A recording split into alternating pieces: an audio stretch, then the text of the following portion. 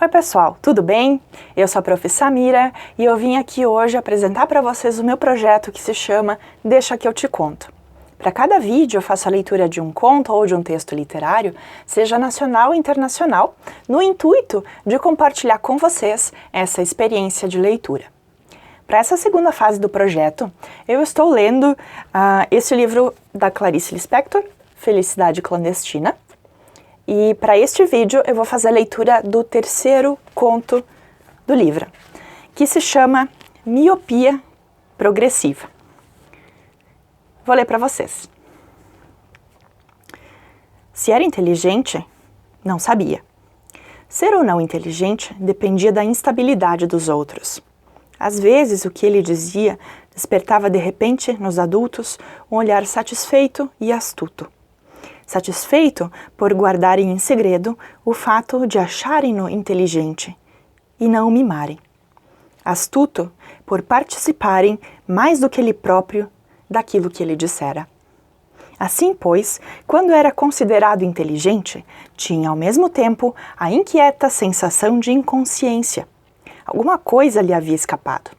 A chave de sua inteligência também lhe escapava.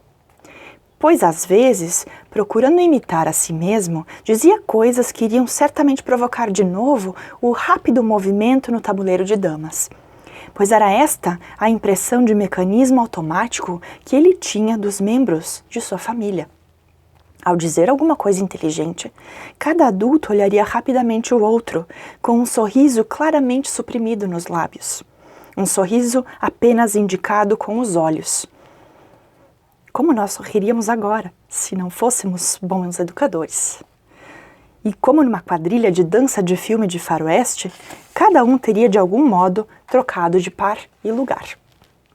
Em suma, eles se entendiam, os membros de sua família, e entendiam-se à sua custa. Fora de se entenderem à sua custa, desentendiam-se permanentemente, mas como uma nova forma de dançar uma quadrilha. Mesmo quando se desentendiam, sentia que eles estavam submissos às regras de um jogo, como se tivessem concordado em se desentenderem. Às vezes, pois, ele tentava reproduzir suas próprias frases de sucesso, as que haviam provocado o movimento no tabuleiro de damas. Não era propriamente para reproduzir o sucesso passado, nem propriamente para provocar o movimento mudo da família, mas para tentar apoderar-se da chave de sua inteligência. Na tentativa de descoberta de leis e causas, porém, falhava. E ao repetir uma frase de sucesso, dessa vez, era recebido pela distração dos outros. Com os olhos pestanejando de curiosidade, no começo de sua miopia, ele se indagava por que uma vez conseguia mover a família e outra vez não. Sua inteligência era julgada pela falta de disciplina alheia? Mais tarde, quando substituiu a instabilidade dos outros pela própria, entrou por um estado de instabilidade consciente. Quando o homem manteve o hábito de pestanejar, de repente, ao próprio pensamento, ao mesmo tempo que franzia o nariz, o que deslocava os óculos, exprimindo com esse cacuete uma tentativa de substituir o julgamento alheio pelo próprio, numa tentativa de aprofundar a própria perplexidade. Mas era um menino com capacidade de estática. Sempre fora capaz de manter a perplexidade como perplexidade, sem que ela se transformasse em outro sentimento.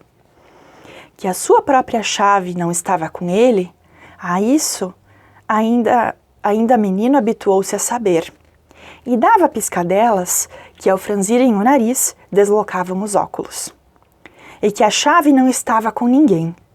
Isso ele foi aos poucos adivinhando sem nenhuma desilusão, sua tranquila miopia exigindo lentes cada vez mais fortes. Por estranho que parecesse, foi exatamente por intermédio desse estado de permanente incerteza e por intermédio da prematura aceitação de que a chave não está com ninguém, foi através disso tudo que ele foi crescendo normalmente e vivendo em serena curiosidade. Paciente e curioso. Um pouco nervoso, diziam, referindo-se ao tique dos óculos. Mas nervoso era o nome que a família estava dando à instabilidade de julgamento da própria família. Outro nome que a instabilidade dos adultos lhe dava era o de bem comportado, de dócil, dando assim o nome não ao que ele era, mas à necessidade variável dos momentos. Uma vez ou outra, na sua extraordinária calma de óculos, acontecia dentro dele algo brilhante e um pouco convulsivo, como uma inspiração. Foi, por exemplo, quando lhe disseram que daí a uma semana ele iria passar um dia inteiro na casa de uma prima. Essa prima era casada, não tinha filhos e adorava crianças. Dia inteiro incluía almoço, merenda e jantar e voltar quase adormecido para casa. E quanto à prima?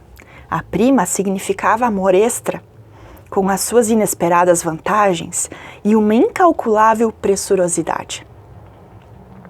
E tudo isso daria margem a que pedidos extraordinários fossem atendidos. Na casa dela, tudo aquilo que ele era teria por um dia inteiro um valor garantido.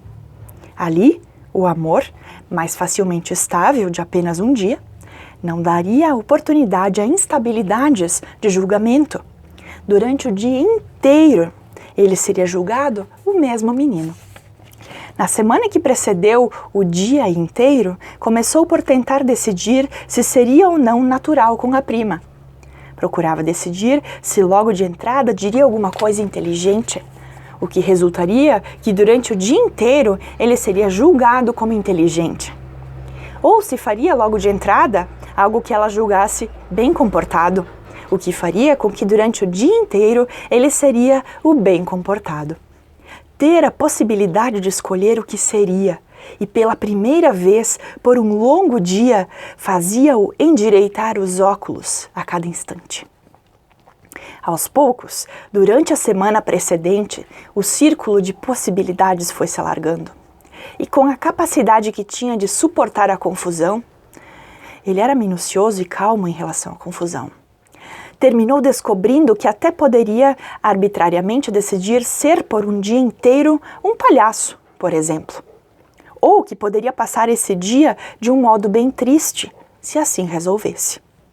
O que o tranquilizava era saber que a prima, com o seu amor sem filhos e sobretudo com a falta de prática de lidar com crianças, aceitaria o modo que ele decidisse de como ela o julgaria.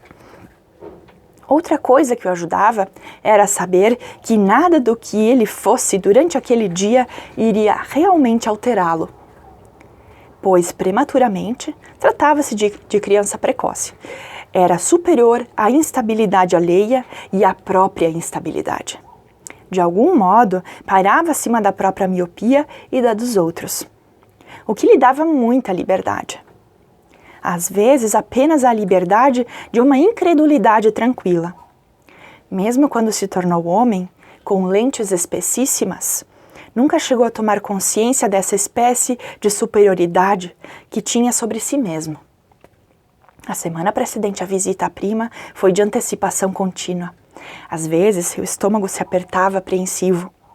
É que naquela casa, sem meninos, ele estaria totalmente à mercê do amor sem seleção de uma mulher. Amor sem seleção representava uma estabilidade ameaçadora. Seria permanente e, na certa, resultaria num único modo de julgar. E isso era a estabilidade. A estabilidade, já então, significava para ele um perigo. Se os outros errassem no primeiro passo da estabilidade, o erro se tornaria permanente, sem a vantagem da instabilidade, que é a de uma correção possível. Outra coisa que o preocupava de antemão era o que faria o dia inteiro na casa da prima, além de comer e ser amado. Bem, sempre haveria a solução de poder de vez em quando ir ao banheiro, o que faria o tempo passar mais depressa. Mas, com a prática de ser amado, já de antemão, o constrangia que a prima, uma estranha para ele, encarasse com infinito carinho as suas idas ao banheiro. De um modo geral, o mecanismo de sua vida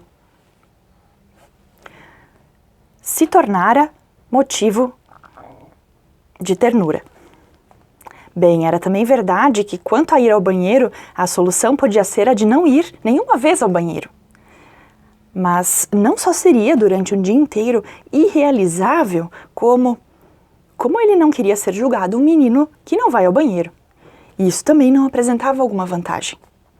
Sua prima, estabilizada pela permanente vontade de ter filhos, teria, na não ida ao banheiro, uma pista falsa de grande amor. Durante a semana que precedeu o dia inteiro, não é que ele sofresse com as próprias tergiversações, pois o passo que muitos não chegam a dar, ele já havia dado.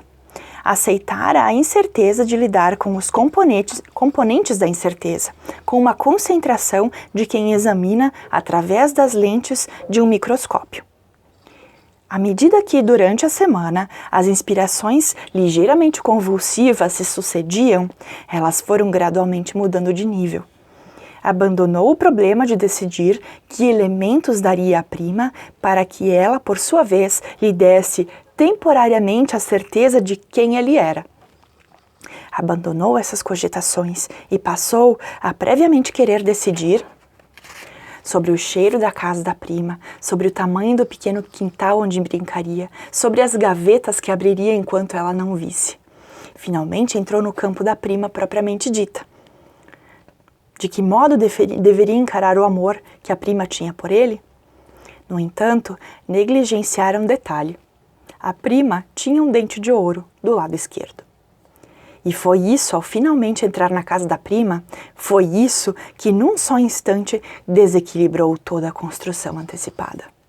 O resto do dia poderia ter sido chamado de horrível se o menino tivesse a tendência de pôr as coisas em termos de horrível e não horrível. Ou poderia ser chamado de deslumbrante se ele fosse daqueles que esperam que as coisas o sejam ou não. Houve o dente de ouro, com o qual ele não havia contado, mas com a segurança que ele encontrava na ideia de uma imprevisibilidade permanente, tanto que até usava óculos, não se tornou inseguro pelo fato de encontrar logo de início algo com que não contara. Em seguida, a surpresa do amor da prima. É que o amor da prima não começou por ser evidente, ao contrário do que ele imaginara. Ela o recebera com uma naturalidade que inicialmente o insultara, mas logo depois não o insultara mais. Ela foi logo dizendo que ia arrumar a casa, que ele podia ir brincando, o que deu ao menino assim de chofre um dia inteiro vazio e cheio de sol. Lá pelas tantas, limpando os óculos, tentou, embora com certa isenção, o golpe da inteligência e fez uma observação sobre as plantas no quintal. Pois quando ele dizia alto uma observação, ele era julgado muito observador. Mas sua fria observação sobre as plantas recebeu em resposta "pois é", entre vassouradas no chão. Então foi ao banheiro onde resolveu que, já que tudo falhara, ele iria brincar de não ser julgado. Por um dia inteiro ele não seria nada, simplesmente não seria. E abria a porta num safanão de liberdade. Mas à medida em que o sol subia, a pressão delicada do amor da prima foi se fazendo sentir. E quando ele se deu conta, era um amado. Na hora do almoço, a comida foi puro amor, errado e estável. Sobre os olhos ternos da prima, ele se adaptou com curiosidade ao gosto estranho daquela comida, talvez marca diferente de azeite. Adaptou-se ao amor de uma mulher, amor novo, que não parecia com o amor dos outros adultos. Era um amor pedindo realização, pois faltava à prima a gravidez, já que é em si um amor materno realizado. Mas era um amor sem a prévia gravidez. Era um amor pedindo, a posteriori, a concepção. Enfim, o amor impossível. O dia inteiro o amor exigindo um passado que redimisse o presente e o futuro. O dia inteiro sem uma palavra, ela exigindo dele que ele tivesse nascido do ventre dela. A prima não queria nada dele, senão isso. Ela queria do menino de óculos que ela não fosse uma mulher sem filhos. Nesse dia, pois, ele conheceu uma das raras formas de estabilidade, a estabilidade do desejo irrealizável. a estabilidade do ideal inatingível. Pela primeira vez, ele, que era um ser votado à moderação, pela primeira vez sentiu-se atraído pelo imoderado. Atração pelo extremo impossível. Numa palavra, pelo impossível. Pela primeira vez, teve então amor pela paixão. E foi como se a miopia passasse e ele visse claramente o mundo, o relance mais profundo e simples que teve da espécie de universo em que vivia e onde viveria. Não um relance de pensamento, foi apenas como se ele tivesse tirado os óculos, e a miopia mesmo é o que o fizesse enxergar. Talvez tenha sido a partir de então que pegou um hábito para o resto da vida. Cada vez que a confusão aumentava e ele enxergava pouco, tirava os óculos sob o pretexto de limpá-los e, sem óculos, fitava o interlocutor com uma fixidez reverberada de cego.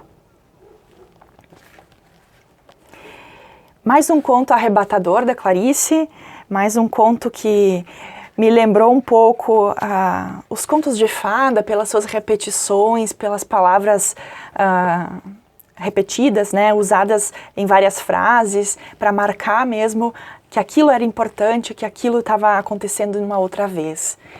E, de novo, ela vai trazer aqui esse personagem que está se descobrindo, essa mente inquieta, esse julgamento, essa dificuldade de se encaixar naquele meio, de ser querido, de ser amado. O que é que realmente eu quero?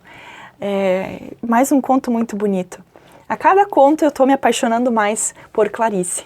Espero que vocês também tenham gostado. Deixem nos comentários as suas interpretações e eu espero vocês nos próximos vídeos. Um abraço, até mais!